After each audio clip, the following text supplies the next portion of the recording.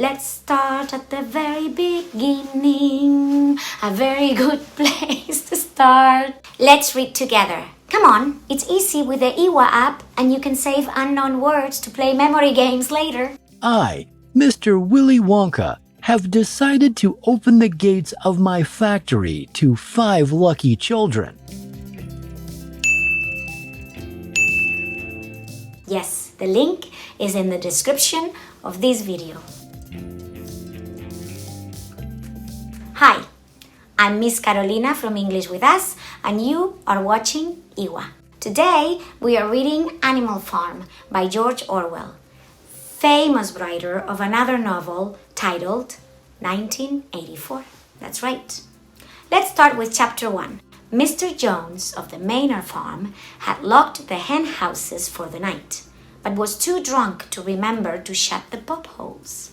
With the ring of light from his lantern dancing from side to side, he lurched across the yard, kicked off his boots at the back door, drew himself a last glass of beer from the barrel in the scullery, and made his way up to bed, where Mrs. Jones was already snoring. As soon as the light in the bedroom went out, there was a stirring and a fluttering all through the farm buildings. Fluttering is an onomatopoeic word. That is, it sounds like or suggests what it means. Love those words. Word had gone round during the day that old Major, the prize middle white boar, had had a strange dream on the previous night and wished to communicate it to the other animals. It had been agreed that they should all meet in the big barn as soon as Mr. Jones was safely out of the way. Old Major, so he was always called, though the name under which he had been exhibited was Willingdon Beauty, was so highly regarded on the farm, this means that everyone really admired him, that everyone was quite ready to lose an hour's sleep in order to hear what he had to say. At one end of the big barn, on a sort of raised platform, Major was already ensconced, that is, positioned comfortably, on his bed of straw, under a lantern which hung from a beam. He was 12 years old and had lately grown rather stout, but he was still a majestic-looking pig, with a wise and benevolent appearance in spite of the fact that his tushes, his front teeth, had never been cut. Before long, the other animals began to arrive and make themselves comfortable after their different fashions. First came the 3 dogs, Bluebell, Jessie, and Pincher, and then the pigs, who settled down in the straw immediately in front of the platform. The hens perched themselves on the window sills. The pigeons fluttered up to the rafters. The sheep and cows lay down behind the pigs and began to chew the cud. The 2 cart horses, Boxer and Clover. Wait. Can you not imagine all of these animals coming together for a meeting? Don't you want to know what Major had to say about his dream? Yes. George Orwell makes such fantastic descriptions that we can see each animal moving in our minds. I love this.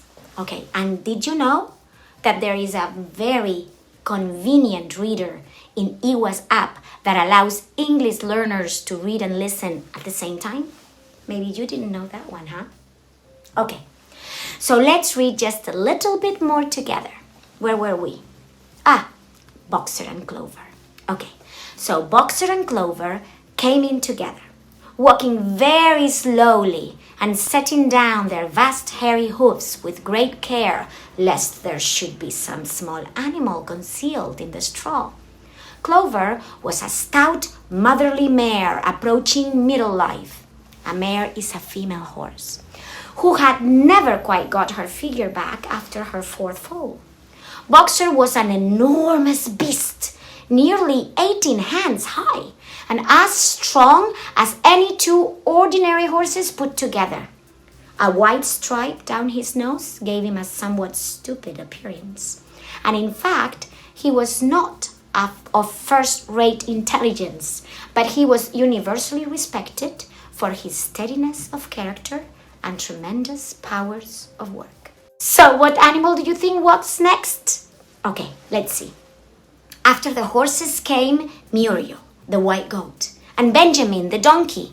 Benjamin was the oldest animal on the farm and the worst-tempered. He seldom talked, and when he did, it was usually to make some cynical remark.